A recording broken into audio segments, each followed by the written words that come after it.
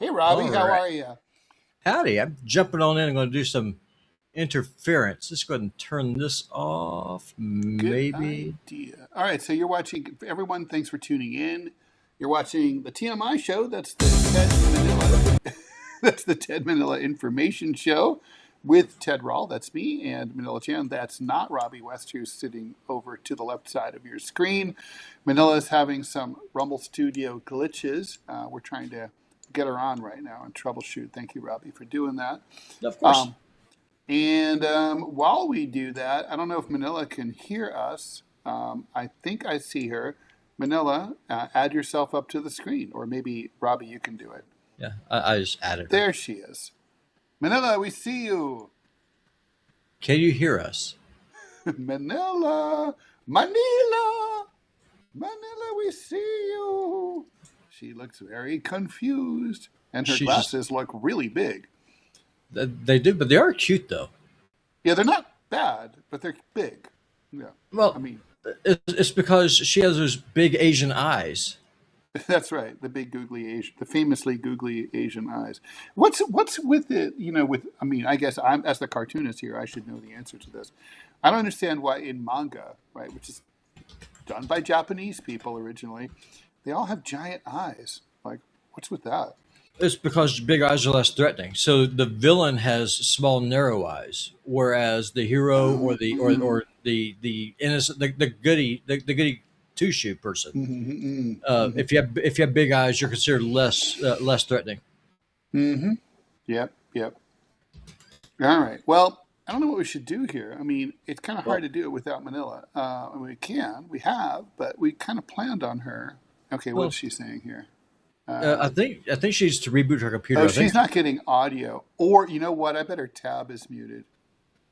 I asked her for tab is muted. She said no, and so I told her to close out the web browser, and it still doesn't have any audio. So what I think probably is going on is that her audio driver is hung up. So maybe she was listening to music or watching a video, or she was on Mm-hmm. StreamYard for a meeting. That Mm-hmm. driver get hung up by Yeah, another you and I have system. had that problem before. Yeah. Yeah, All right. Well, that means obviously we should talk about these lions that died at the zoo in Tokyo. of course. So for people who are not following this, four lions died at the Tokyo Zoo of heat stroke. And Robbie, I didn't get your take over on Deprogram about that, but I mean that's pretty shocking. I mean, look, it gets hot in Japan, but it doesn't get to be 108 degrees Fahrenheit, 40 degrees Celsius or more. It just doesn't. Um, I mean, are you finally going to concede that man-made climate change is a thing? I'll concede that climate changes. I'm not going to concede that humans are a net cause behind it because a volcano erupting creates more pollution than what humans do. Now, that being said, there are things that we should do to mitigate it. We should plant more trees. We should be good stewards of the environment. We should take out the resources that we have. But to say that me and my 2011 Dodge Dakota pickup truck is systematically destroying the planet is a bit much, especially when you have governments blowing up other countries, blowing up oil tankers, blowing up oil refineries. Well, Uh, none of well, it's a whole pile of shit that's all contributing to it, right? Not to yeah. mention the wildfires that you're a victim of right now. Oh, man, it's so wild. I mean, you can't even see the sun right now. But of course, the wildfires are like this classic example of a doom loop. We heat up the planet, that dries things out and causes drought, and then you end up with, uh, you know, then you end up with fires that heat up the planet more.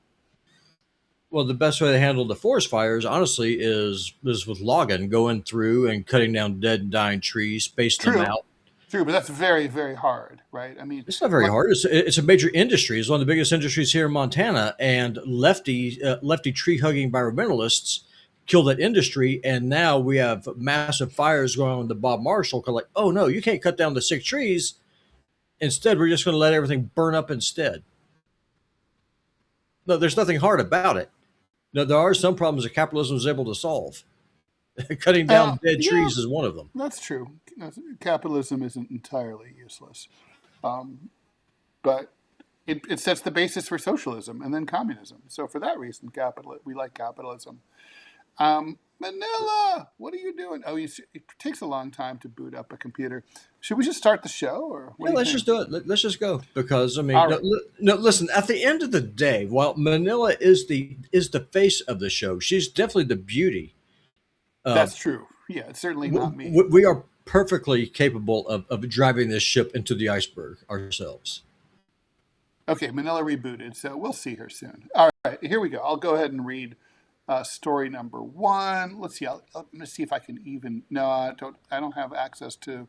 I don't have access to the JAWS. I'm not a. Can you make me an administrator? She never made me an administrator. Um, You could if you're an administrator, right? I can hold on. Let me get onto the other computer over here. Okay, thank you. Yeah, Because I mean, just start reading all right, screen here we two. go. All right. The Republican Party may have a new headache.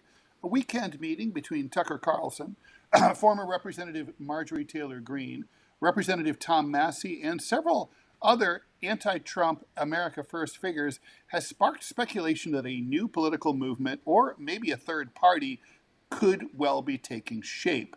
I see Manila back. Greene posted a photo from the gathering declaring the movement has begun, while Carlson has openly discussed the need for an alternative to today's Republican Party. What's driving the split?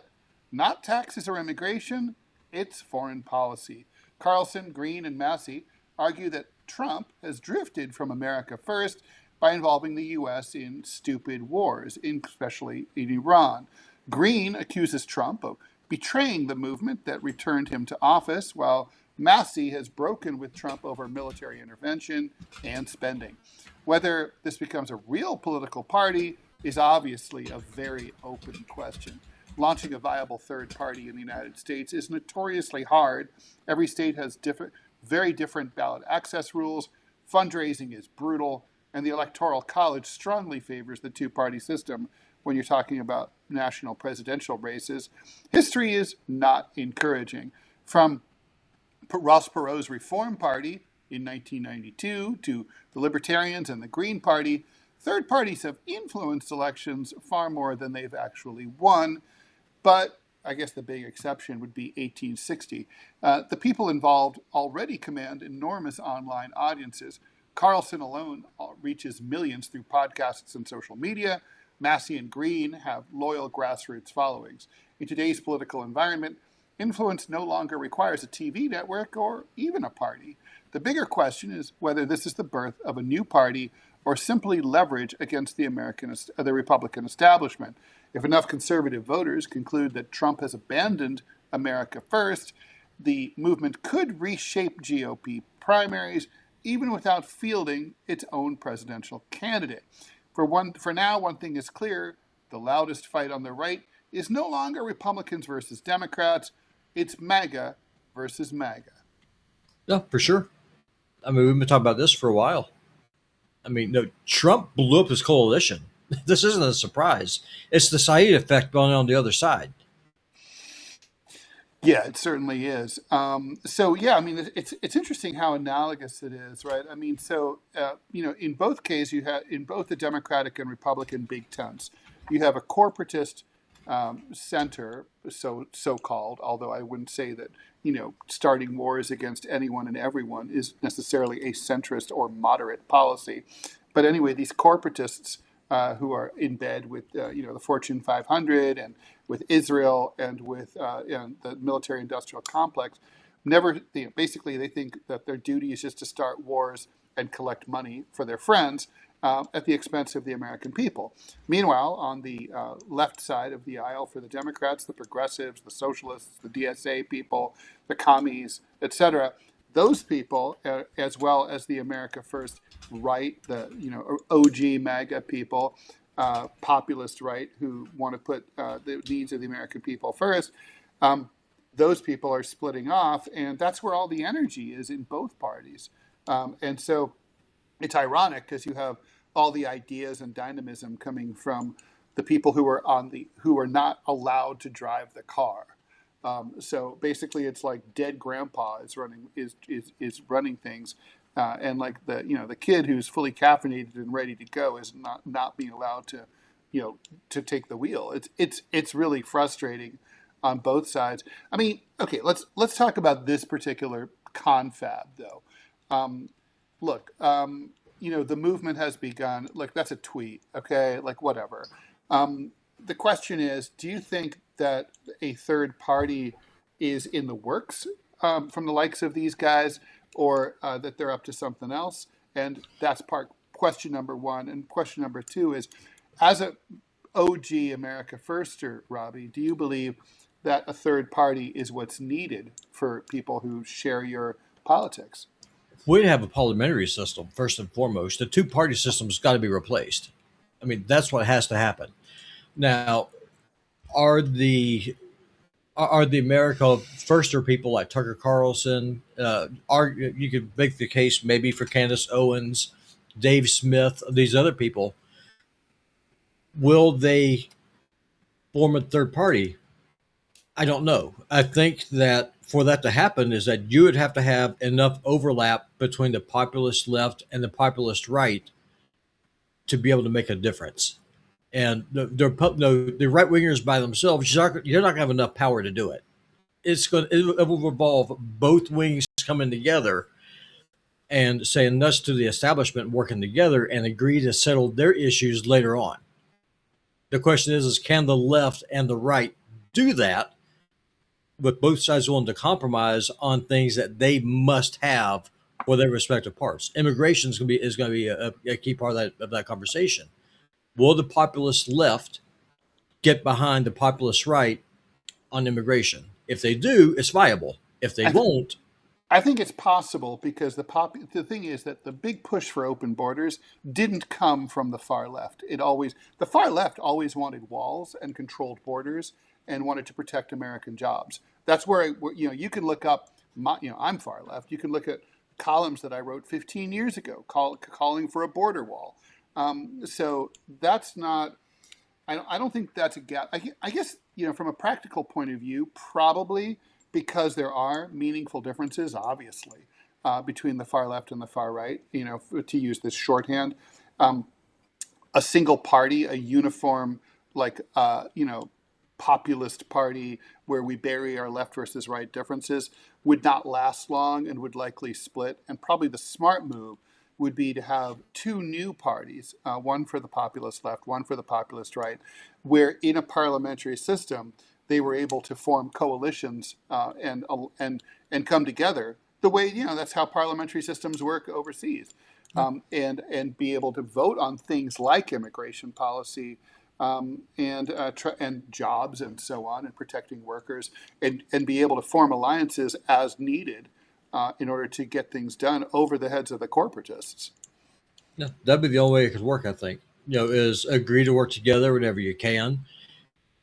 And the thing is, I think there's enough energy to do it. The question is, will enough, and I hate the phrase, normal people get off their blessed assurances and go and support these reformers who are trying to hijack the system? Because at the end of the day, if you have 20, 24, 28, 30-year-old people who just sit on their phone and complain all day, but never actually get out and do the work to push through change, it's going to die on the vine. That's probably what the Republicans and Democrats are waiting for, is for it to fail to launch and just go away.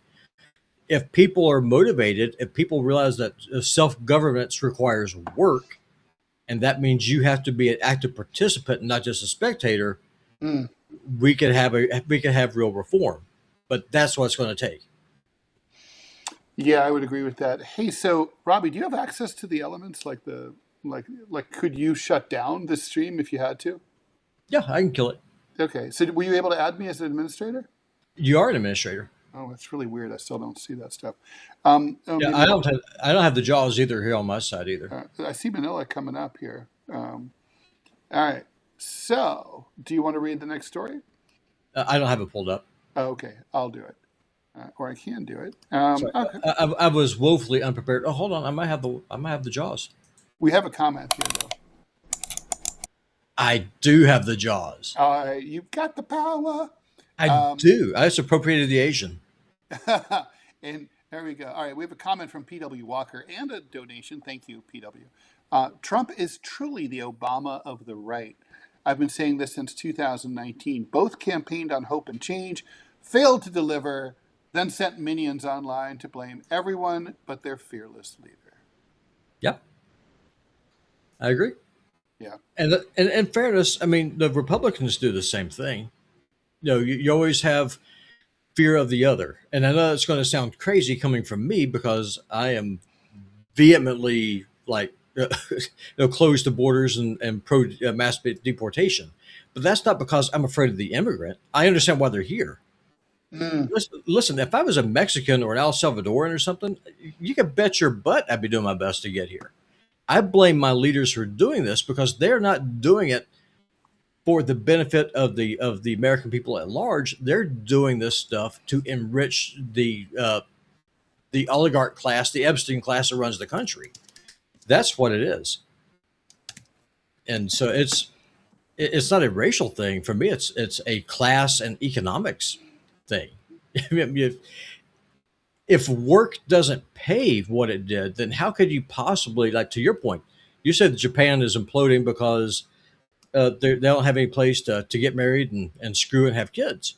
Yeah, it's a problem. Well, we're running into the same problem here. If you can't have a house, then where are you going to screw and have kids? How are you going to continue the society? And no, Right. and then the suicide rate is increasing every single year, especially among men. No one cares. No one talks about it. No one Meanwhile, cares.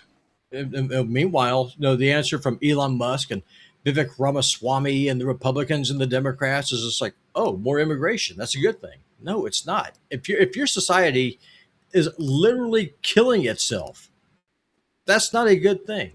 Well, of course, Elon Musk and Vivek Ramaswamy are pro-immigrant. They are immigrants. And they should be the first ones deported, preferably from the planet. I would not miss them at all. Yeah, no, it's yeah. No, I mean, look, that's obviously unimpeachable, pun intended. But yeah, that's where we are. All right, shall we move on? What's going on with Manila? I don't understand. I keep telling her she should just use the phone. I don't know. Oh, do you want to send Manila the link so Yeah. so that she can just come on via her phone? That's probably smart. See, this is why Ted. This is why we got to have you because I'm a tard. Yeah, that's so. We all know that's not true. Yesterday, I was accused of humble bragging because I remember Caleb Malpin. Yeah. At him, so he was talking about how college is he felt like it was a tremendous waste of money, and I was like, all I replied on X to say is like, look, I wouldn't go that far. I think Columbia was a good experience, but I would say it was not worth what it cost. And then people accused me of humble bragging for having claimed that I'd gone to Columbia. And I'm like, Oh, yeah, you did go to Columbia. It's not a yeah, claim. no, it's not, yeah, but just for, I yeah, mean, it's kind of I can claim I went to Harvard. you I could claim didn't. that. Yeah, people do lie about shit like that.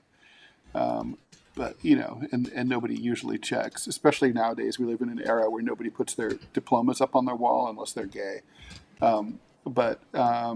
Okay, Manila, put your name. Oh my God, Manila, stop saying that. Yeah, Manila, go to your phone. Put the link into Safari. Please, now. God, the show's half over. I mean, Jesus Christ. All right. So, All right, let's. well, are you trying to say you don't enjoy me as a co-host, Ted? No, I enjoy you. I just like, it's kind of like, wait, she what? She did? Yeah, that's not true. That's just not true. I just don't. No, I'm not even going to answer that. Okay. I have to download Rubble app. No! No. Go to Safari. This is just like Dr. Reese. Doesn't she have a laptop? Maybe. I don't know what the fuck she's doing.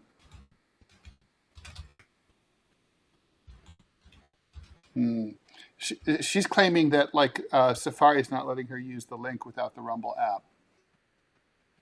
I guess that must be true, right? It must be. All right. So Yeah, I couldn't tell. I've always been on this end. yeah, I don't know. Yeah, I mean that shouldn't be the case. I mean, obviously, what if you have to be able to. All right. Anyway, all right. For only the third time in modern American history, women now hold more payroll jobs than men. Unlike the brief reversals during the Great Recession of 2008 to 2010, the COVID shutdowns, and economists say that this shift appears to reflect something much deeper. The American economy is changing, but millions of men are not along for the ride. The numbers are striking. Over the past year, women added nearly 300,000 jobs. Men lost 142,000. So basically, that is a net gap of 440,000 jobs in just 1 year. The male labor force participation rate, that's the rate at which people are either have a job or are looking for a job, has fallen dramatically from its post-war peak. While in post-war, we mean World War II here, while women continue to make gains in fields that barely existed at today's scale a generation ago. It's tempting to chalk it up to cultural stereotypes, young men living in their parents' basements, which, by the way, is true. 50% or more of kids who graduated from college live in their parents' basements until they're 30. Playing video games while girlfriends pay the rent. There's some evidence that prime-age men who have left the workforce spend substantially more on recreational screen use than previous generations, but that doesn't really explain the whole thing. The real story is structural.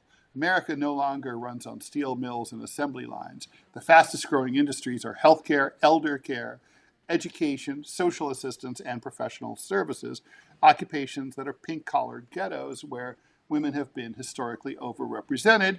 The aging boomer population guarantees that many of those jobs will continue to expand for decades.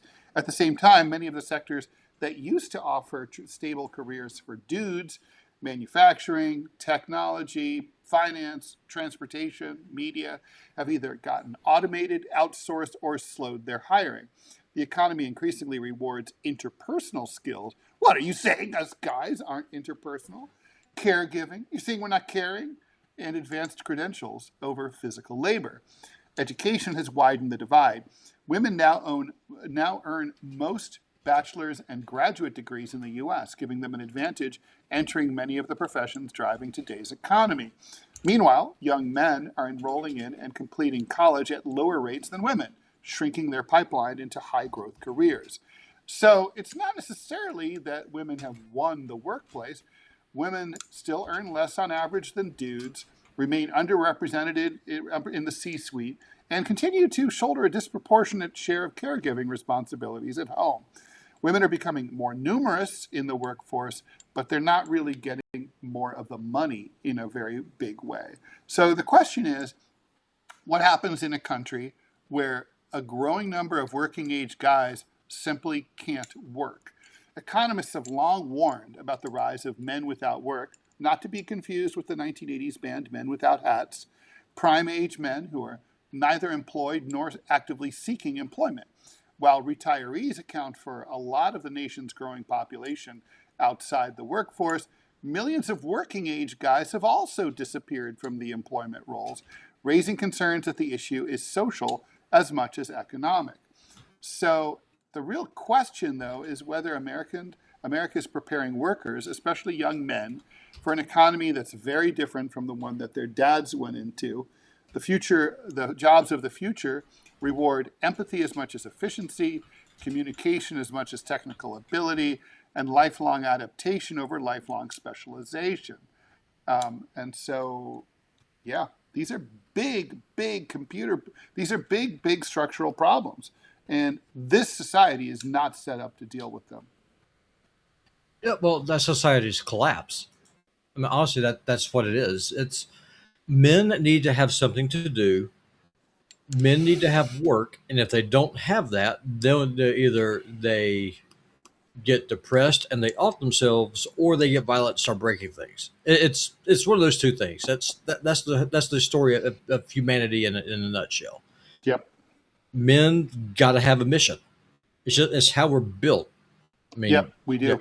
Your mission is of trying to have a communist revolution and writing books.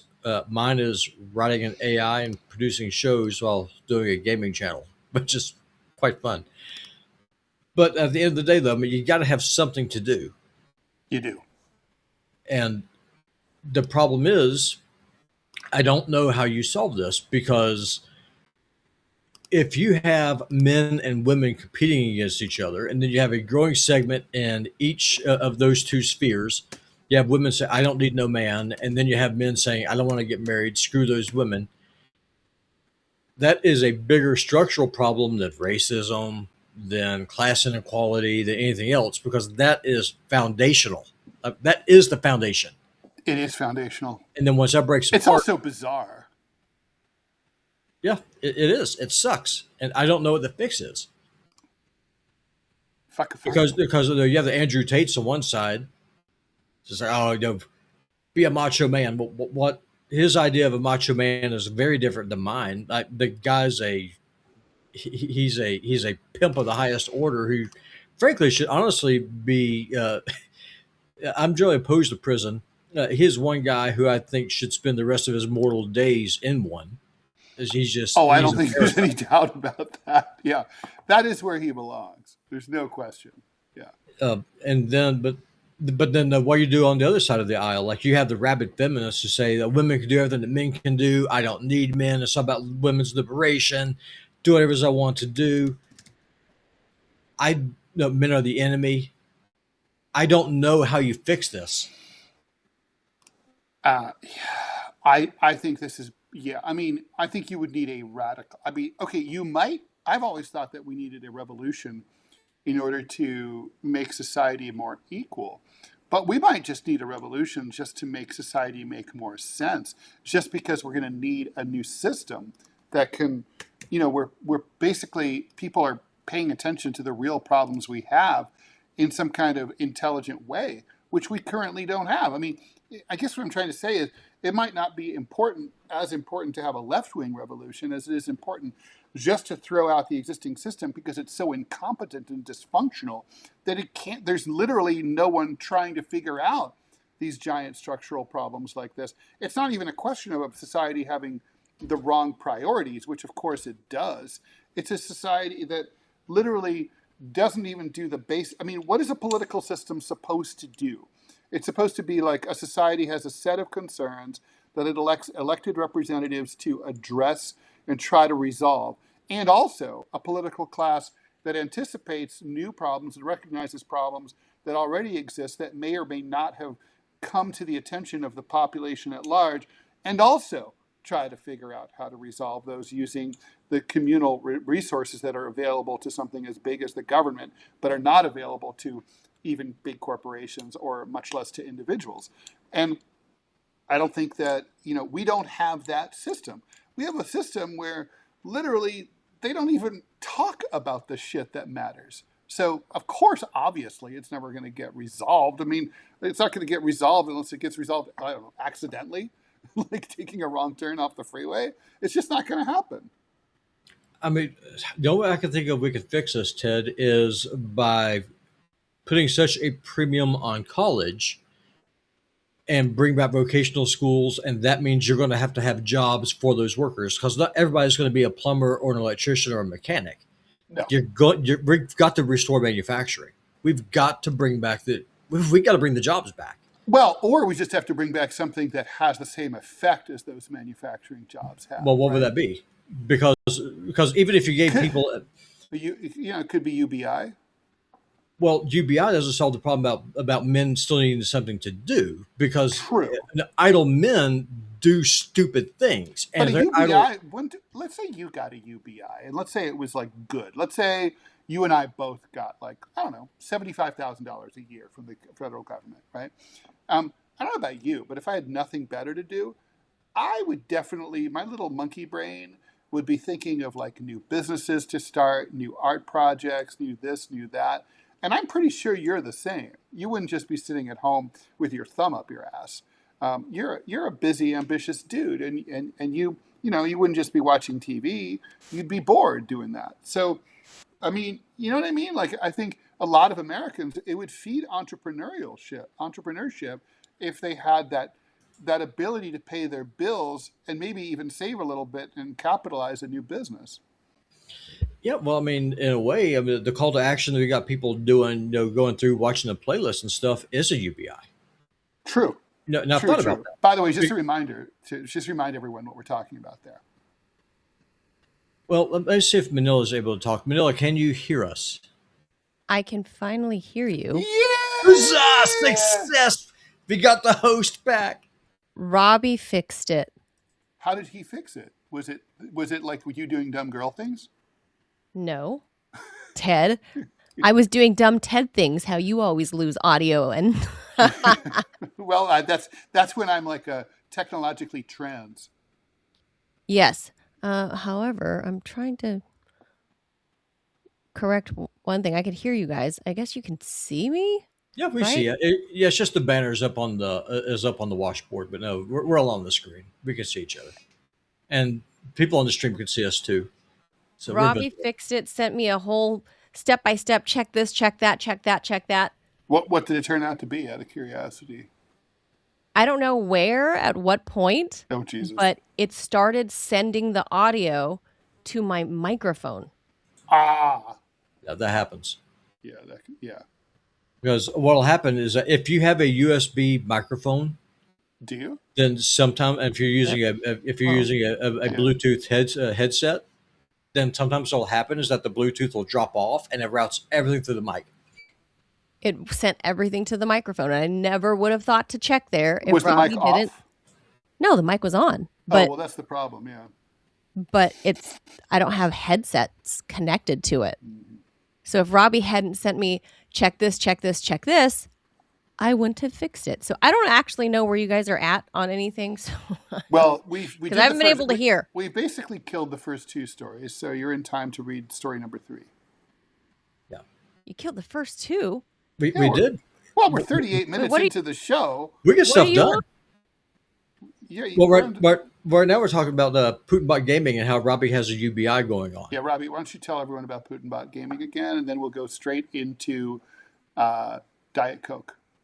Yeah. So for Putinbot Gaming, because in order to keep doing producer stuff and troubleshooting audio going to microphones, I've got to be able to pay my bills. And the one way you're able to pay my bills that doesn't cost you a dime is go to Putinbot Gaming on either Rumble or YouTube. Rumble pays more, but I am 100% willing to take that sweet lucre from YouTube. Fire up a playlist and let that puppy go so I'm able to farm watch hours and stuff. And whenever I go live on a stream on Rumble, if you would just come and just drop a unique chat. I've got 7 unique chatters so far for the month. I need 75. So if you go live, just come by, say hi, call me a Nazi or white supremacist. I seriously don't care. Just drop a turd. It makes no difference. And that way I can pay my bills and keep helping Manila not throw her computer in the trash. That's right. And this isn't that old. This is a computer Robby recommended. It's a Windows thing. It's not the computer. Ago? Well, because what happens? Bill Gates. Well, what happens is the audio bus. I talked to you about it off camera, but it happens. Okay, so you guys didn't do story 1 or 2? No, we did I both. thought that's what we did both of those. Oh, okay. I was like, you guys did. What have you been talking about for 38 minutes? Okay, but I'm in time for number 3. Okay. Yep. So it's a medical thing. Wait, I gotta do this for posterity.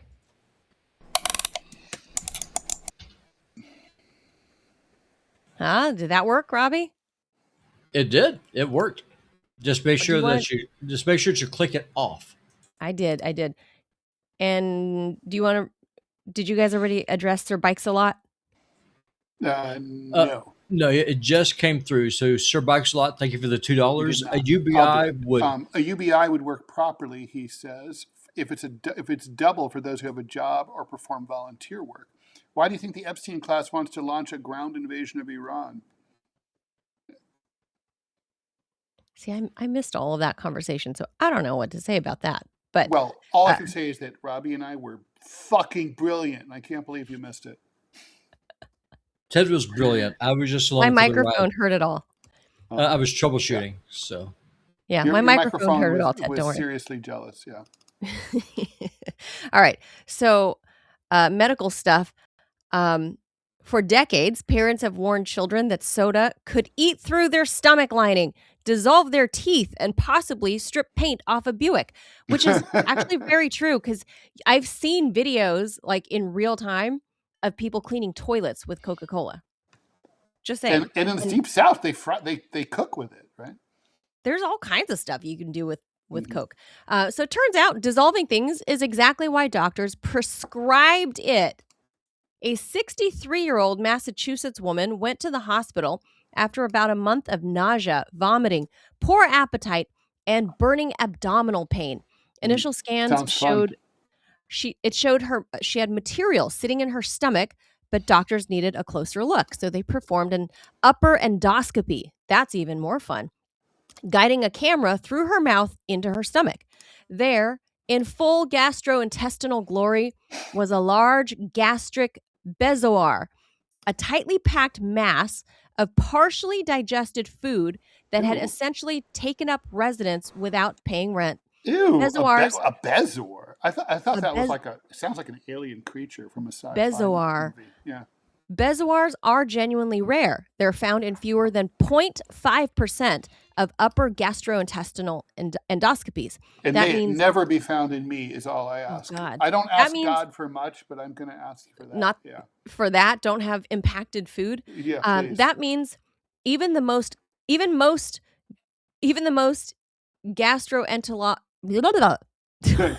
gastroenterologists are far more likely to find ulcers, inflammation, or reflux damage than a giant food boulder. Oh, the Gross. woman had been taking It's like basically it's like semaglutide. cats having hairballs.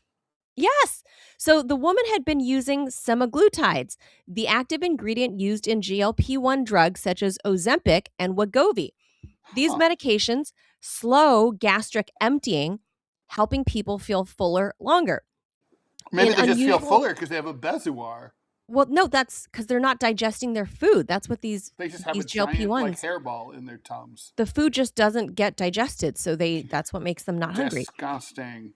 So in unusual cases, however, food may remain in the stomach long enough to collect, compact, and form the bezoar. Doctors stopped the medication. That's the word of the day. Bezoar.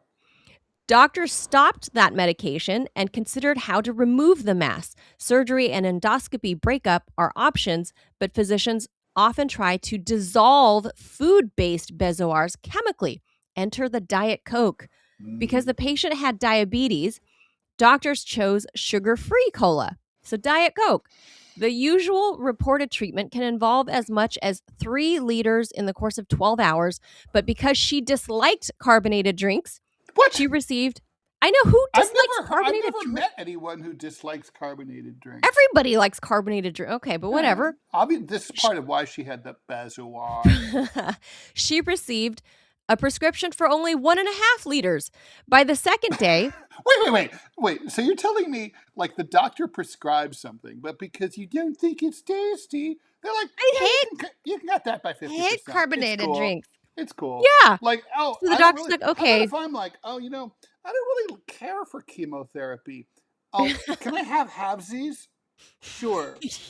So that's I don't know what kind of doctor this was, but her gastro doc was What like, a wacko. all right, fine. I hope we'll it's not just covered do by insurance. Anyway, yeah. 1.5 liters of Coke. Don't worry, Ted. Instead of charging $3 for that 2 liter, insurance is being charged $700. $700. It's the cost of a toilet seat for the Pentagon. $700. Mhm. By the second day, she felt a tugging sensation followed by relief from the nausea and pain. Then came the proof. Doctors performed another endoscopy. The bezoar was gone. Researchers still do not fully understand whether cola And works came out because as ginormous poo, I imagine. no, it broke apart. So they Well, don't she know. pooed it out. Doctors Well, it Doctors and scientists still don't know, Ted, if it's why soda works or cola in particular. They don't know if it's because of the acidity, the carbonation, or some chemical tag team involving both.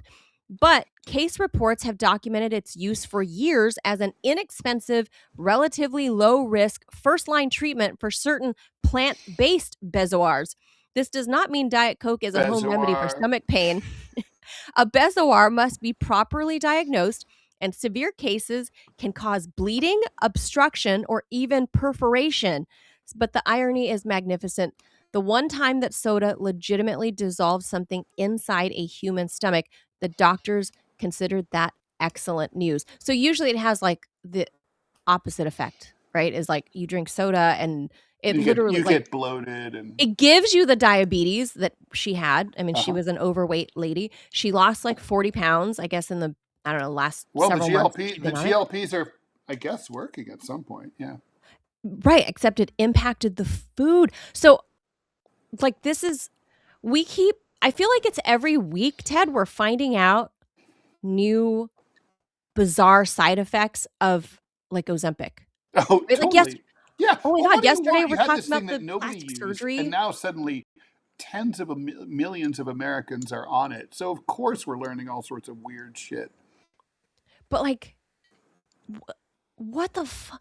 So I looked up, I was like, Bezoar, what the fuck is that? So Bezoar. that's what cat fur balls are. Bezoars. They're feline That's what bezoars. I said. Yeah, they're feline bezoars. And apparently, yeah, that's right. apparently there's a human version of that, because there's like a whole list of like medically categorized bezoars. What about ambergris? From Wales. Is that like whale What? bezoar? Oh, they oh, puke. what the Japanese It's puke. are. It's puke. Whale puke is used for Gross. perfume, or at least used to be. Oh, yes. And it's very expensive. And it's like very in rock valuable. formation. Like people would Yeah. look for it on the beach, and then like, Yeah. oh, I found a bunch of this. Well, I don't think you're eating that, though. I'm rich. One guy just recently got like, he sold millions of dollars worth of like this rock thing. Like, I don't remember where it was. That was different, right? The dude, but that's not a whale bezoar. It is. Ambergris is a type of animal bezoar. It is. Mm-hmm. Well, it develops there's a whole around sharp, indigestible squid beaks. Sharp. Okay, squid beaks. Because, so all these other animals can get bezoars?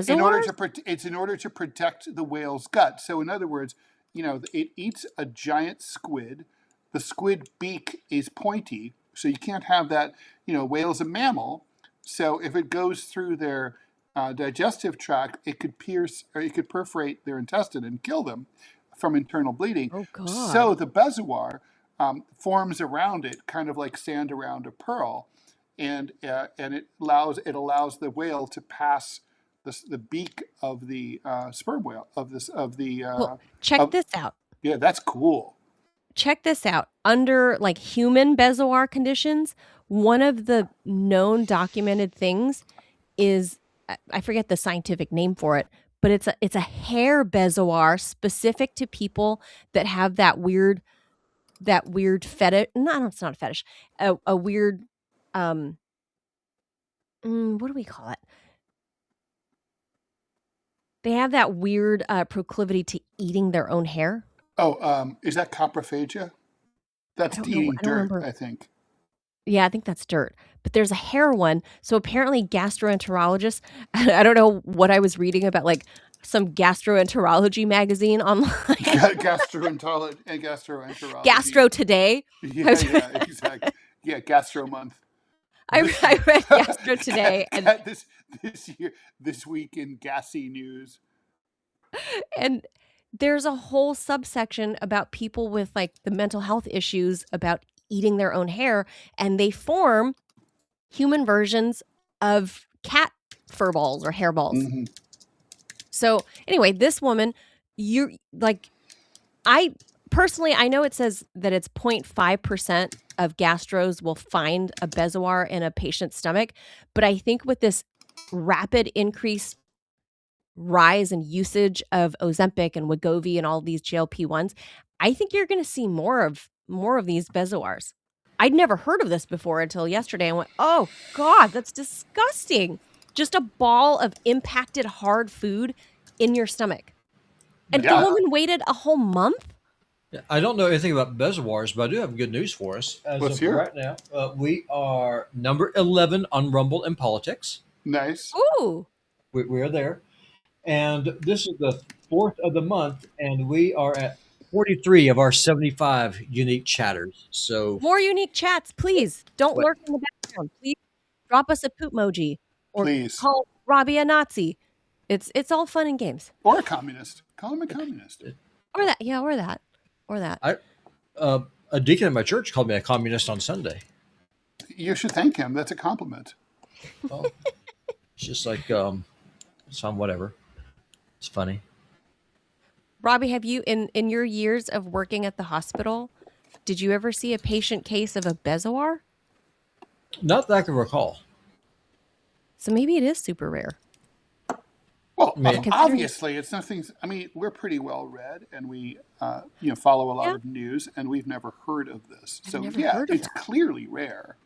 Well, I don't think it's Obviously. gonna be rare anymore. Is my point. I Oh, think that's after true. Everyone. I mean, this is everyone actually, on If you don't Ozempic, listen to this show, you could die because you might not know what's going on to you, and that's you frankly- might never. And if you don't listen to the show, you deserve to die. So No, typically, Tad, what? you will learn some weird health shit on this show. Let me just say. typically, a lot of the things that I saw that people consider off the mainstream is Every year, by the way, most people who die are people who don't listen to this show. That's So true. Think about that. That means there's a direct correlation. Is it causal? I don't know, but correlation. But is it? It's there. But is it caused? Yes, it is. It is a definite 150%. This show will listening save to life. Yeah, you will die if you don't listen to this show. I mean, I guarantee you, everyone who doesn't listen to this show will eventually die. That's a strong guarantee. What were we going to say, Robby? I was just going to say, a lot of the treatments I saw that are out of the mainstream is using honey for burns, maggots to clear out dead flesh. Like that was you put maggots in wounds. Because maggots, they don't eat living tissue. And so that's how they would go through and get the It's necrotic actually tissue incredibly out. cool and interesting. No, it is. And I mean, seriously, that's one of the things that they would do, like, especially if someone was out in the bush and they're in an ATV accident and like 4 days before they got into the hospital and they have major fractures or something. So then the tissue dies. And so they would use maggots to go through and clean out the dead. Is there such a thing as medical grade maggots? Yeah, there are. Yeah. Well, it's just maggots. There's like medical leeches. It's the same thing. It's the same thing. I mean, they We use still use leeches? No, you don't know about this? You of all people? No, I mean, no, historically, yes, but No. currently? No, even now. Leeches are used now more than ever. People have a lot of, especially with diabetics, have a lot of just gnarly foot swelling or something. It's because the fluids get trapped in there, so they put leeches it's on them. edema. Yeah. So they let leeches I just. thought the leeches take blood, not They do. the fluid that They leaks do. from your But veins. the problem is that this isn't universal. I'm about to say, but a lot of people happen because, especially if you have COPD, like your heart's not strong enough to pump the blood from your feet up to your head, so it just pulls in your feet because of gravity. And then how do you get this stuff out? Leeches.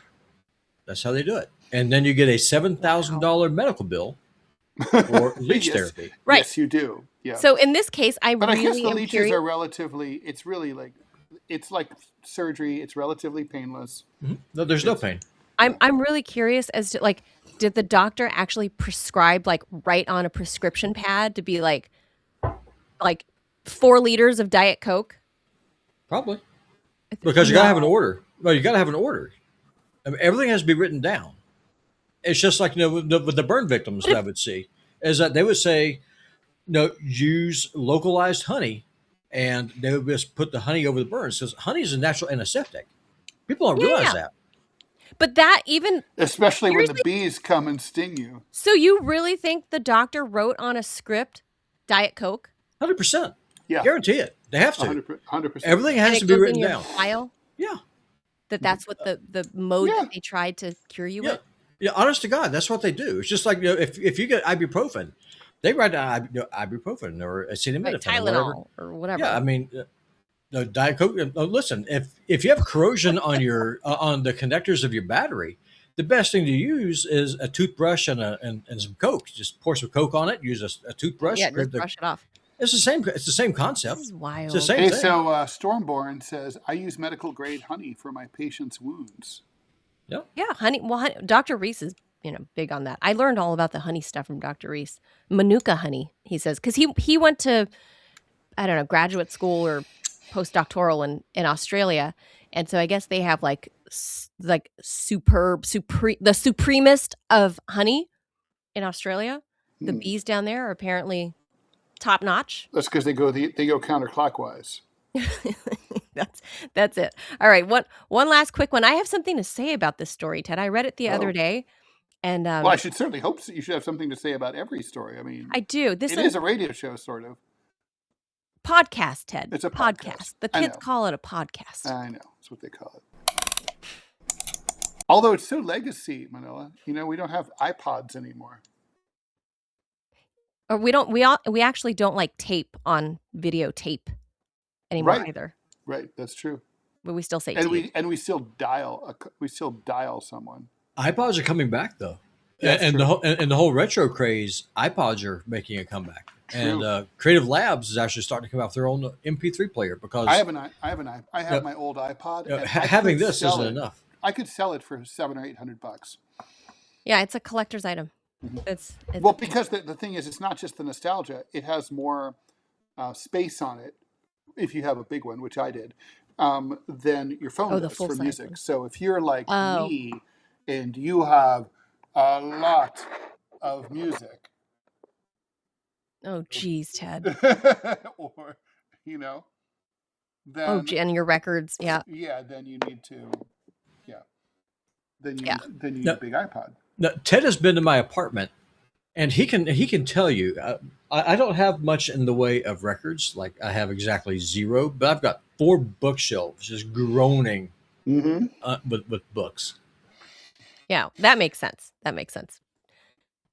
All right, this is Ted's story. Oh, this is mine. Okay, sorry. Here we go. This is yours. All right, the country of Nauru is now a thing of the past. The roughly 12,000 person Pacific Islands country has changed its name to the Republic of Nauru, matching Nauru. What? Nauru. Matching the spelling and pronunciation in the national language of Doreen Nauru. Nauru. Beautiful Nauru Lodge. You don't know that reference. The switch will change the country's international code from NRU to NRO. They could have just left it. And its people will, Newark is EWR, like what? And its people will be known as De Nauru instead of Nauruan. The new name is spoken as Nauru. Nauru gained its independence back in 1968 after years of German and Australian colonial rule. It gained huge wealth through phosphate mining in the 1970s before reaching the brink of economic ruin in the 90s when that industry collapsed. The name change indicates the beginning of renewed national pride, that according to President David Adeyang last week. The African Kingdom of Eswatini also reverted to its historic name in recent years. It used to be called Swaziland until 2018. Eswatini is a lot cooler, I think. But now Eswatini sounds like a drink. I know. That sounds delicious. Like I'll have an Eswatini, please. And people are like, it is does that kind of a girly drink? You're like, yeah, but it's green and it's nice and cool on a hot day. Yeah, it really does. I'll take an Eswatini. But Nauru, okay. So my peoples be from. I have a question though. Laos. So it turns out that 90% of the population of this country are going 12,000 people are going to be washed away by rising oceans due to climate change. Well, that's probably true. So, shouldn't they be? This is probably not a time to cause not a major concern to cause confusion in their name. Kind of like when you're asked, you really don't want to be asking international donors, hey, you might have heard of our old name Nauru, like we're like Tuvalu and Vanuatu. Right. But now we're called something you can't even pronounce. And can you write us a check? It's very close, Ted. It's not. They didn't like. It's not like when Prince changed his name to the symbol that no one could pronounce. Just build bigger dikes. They'll be fine. That's what New Orleans does. Just build bigger walls. You'll be okay. It's going to be like congressman a tube was it nation. Houston? Like the congressman in Texas that said Guam was going to tip over. Right. A real brainiac. That guy will be president So, someday for sure. like, I wonder if he's retired. I forget his name. I got to look him up again. But anyway, so now Arrow. Okay, so I get, me being a Lao person. By the way, you can buy citizenship to Navarro for $90,000. What benefit? But then you'll be washed away into the me? ocean. What benefit does that get me? Why would I want their passport? Anyway. No, are you kidding? I mean, it's paradise. I mean, have you Ted, seen pictures of this place? No. I mean, it is. Oh my God. I mean, no, holy shit. But listen. This is about your French people and my Lao people.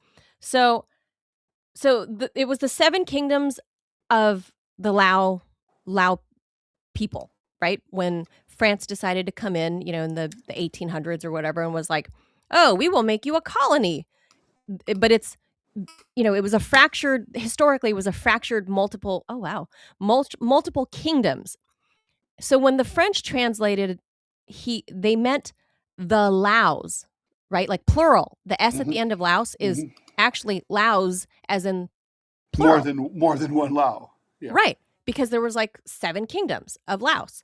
And then when they gave them, the cartographers made the new maps, named it Laos, but they didn't realize the French meant plural Laos. And then the Americans, thank you, JFK, he went in there and said Laos, and then called the people Laotian. When the French know this, the people are the Laos, like Lao people, right? Yeah. We're not Laotian, but JFK, because he was JFK, popularized the term Laotian. And so King of the Hill went on to call it Laotian people. So it has stuck. Now, the Lao people could protest and be like, fuck you, Whitey. You've gotten it all wrong for 65 years. We are Lao. The country is Lao, L-A-O. No S. The S was meant as a plurality, not the people. And the people are not Laotian. We're Lao people. You got the ocean in your Laotian. But right, we're a landlocked country, right? And on top of it, here's the thing. You don't see Laos bitching and screaming about, I want you to change all map. Must be Lao only. That's because Laos is on the terrorist watch list. I mean, your people are banned from entering the country. Oh, and also it's and rightly so. And also is Congressman Hank Johnson, who was worried about Guam capsizing, and he's still serving today. He's still serving? He is still serving. Retired. Oh no, he is still serving. He's desperately trying to save Guam. Yeah, well, my God, Hank Johnson. Yeah, he represents Georgia's 4th congressional district. Texas. I'm sorry, Texas. Yeah. Where's Hank Johnson belongs to Where's Georgia. the 4th congressional district? It's in Georgia. I don't know where. What city? Well, I'll look it up. Hank Johnson. And yes, Ted shared a picture of Navarro. That looks amazing. But only 12,000 people live there. Anyway, my whole point is, why go rocking your little tiny boat? Laos has like 6 million people. And nobody, not even Lao Americans like me, are like, I'm offended. You guys are calling us Laos and Laotian. Like, we're going to change our name to what our historic whatever. The Lao people are like, whatever. Like, you guys know us as Laos. We'll be Laos. Whatever. Don't care. They just leave. Your map stays current.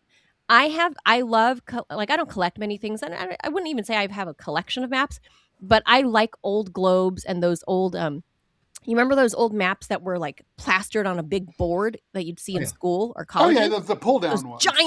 The giant ones. The scrolls that you pull down.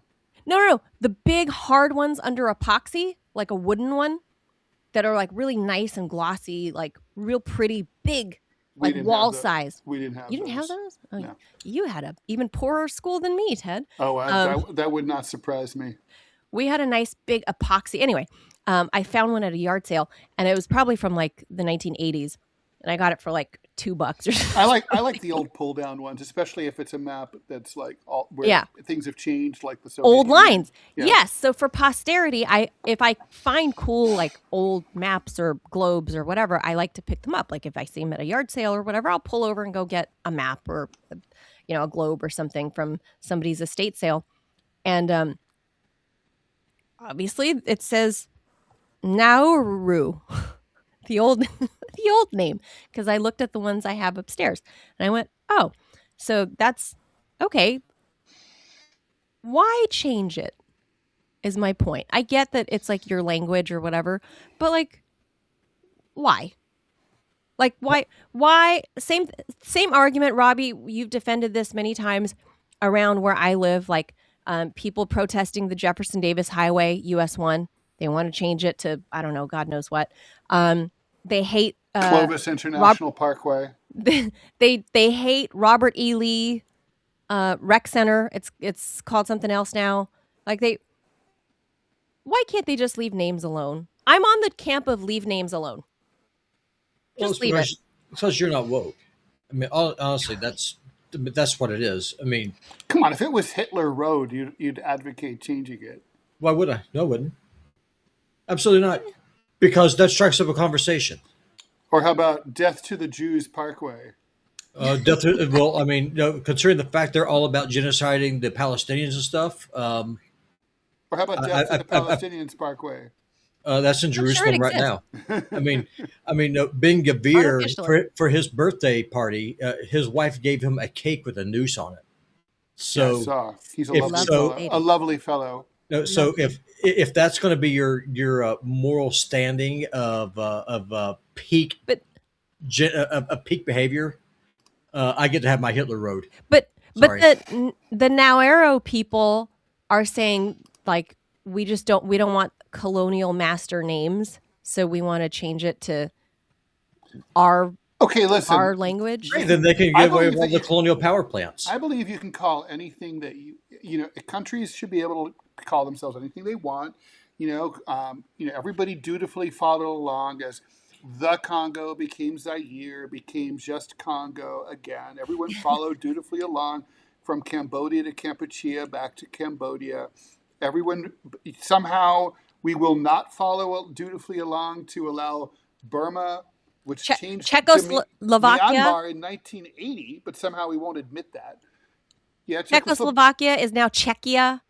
Well, Czechoslovakia ceased to exist. I know. It became the Czech Republic and Slovakia. But now it's Czechia. So I have a question. So it's not Czechoslovakia. It's the Czech Republic that changed to Czechia. And then there's Turkey. So I have a question for y'all. So unless I'm mistaken, wasn't it the Kingdom of Siam that controlled Vietnam and Laos and Thailand? Mm-hmm. Yeah. But so then it I don't know if did Siam control Vietnam. I don't think it did. I think because parts Cambodia. I think parts of it into Cambodia. Yeah. Those Indo-Chinese borders are kind of arbitrary. Yeah, well, they were made by the French. Yes, and then the lines were drawn by the French, and then the French jumped ship, and then nobody. But then after the French jumped ship from the area, because you guys were too rambunctious to hang out with. My point is, none of those countries were like, we don't like the French colonial names. We're going to change it to something unpronounceable. After the 1960s, they were like, leave it. Like, it's fine. The branding's there. I'm just going to say, though, look, now I don't want to Nauru-splain, but seriously, you're a country in grave crisis that is facing like total destruction. All these Pacific Island nations have been at the UN talking about how they're going to need perhaps their entire populations resettled because they may be wiped off the face of the earth by rising ocean waters. So when you have a dire situation like that, probably confusion in the marketplace is not a good idea. And maybe like the name change should have been shelved. Yeah. That's what I'm saying. I'm really not kidding. Leave your branding. I think maybe the sun baked their brains and they weren't thinking straight, but I don't know. Leave your branding, especially when you're a tiny, teeny, tiny, tiny island of 12,000 people. Leave your branding. You're in economic dire straits and climate change is about to swallow your home. But I am, well, if you guys fly me there for a fact-finding mission, I'll be Ooh. happy to go. I will and join you. I will hear all You guys should about look it. up. God, what's Tell you the The place, TMI show could be broadcast from there, although I don't think they have internet. the island that I want to go to, and I mean this sincerely because of this, because of the history and the beauty there, is Saipan. I've always wanted to go to Saipan. I've never looked at, like, I just don't often look up these little islands, but you guys ought to look this stuff up. I mean, Well, it's Saipan everywhere was in the destroyed South during World War Pacific. II. Well, Saipan was one of the, like, my uncle. All of these Pacific islands are fucking beautiful. We'll go way after this, I guess. But my uncle, he was at Pearl Harbor when it got bombed, and so I mean, he went all the way through World War II, and he was at Saipan. The Japanese government and my uncle. So it's part of the United States. You wouldn't even have to. It's American territory. Passport. Oh, I didn't know that. It's, My it's the uncle. Marianas Islands, which is ethnically very Chinese. Yeah, my uncle. I mean, he never forgave the Japanese for this. They told the population there, because it was a colony, that the Marines would kill them and eat their bodies. And so when Well, the don't let Imperial their Army bodies was go to defeated, waste. but when the Imperial Army was defeated, there's this cliff there. It's called Suicide Cliff, and the Japanese are jumping off this cliff. And he went up there. He was in his diary. He only told me about it once. So this girl, she's maybe 20, 21, with a little baby. His beggar said, please don't do this. We're not going to hurt you. Please don't. She threw her baby off the cliff and then jumped off the cliff. And for him, that was the point. He's like, I hate these people. I absolutely hate them. Because boy. you got Way to end a show, Robby. Yeah, on and up, Mr. Cheery. Jeez. I know, right?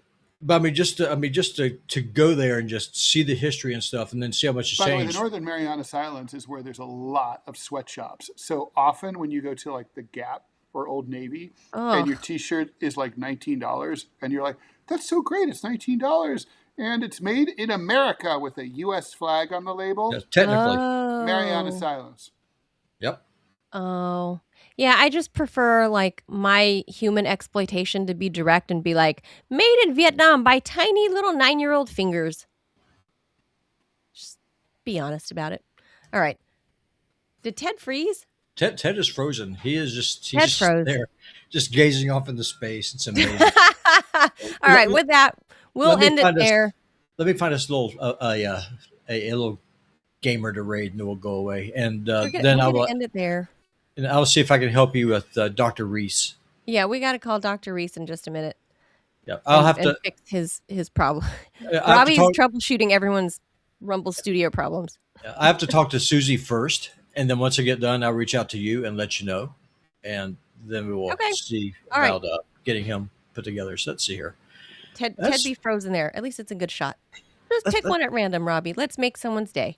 That's what I'm doing. I'm looking for some schmuck that has like an audience of 1. Oh, So someone who'll appreciate it. So no, this is Squall. Okay, so we'll raid Squall. I know this guy. All right, let's do that. Thanks for tuning in. Thank you for bearing through the technical difficulties. It's like it's live podcasting. This is what happens. Thank you all. Adios, amigos. Yep. Go ahead and hit that button and let's go.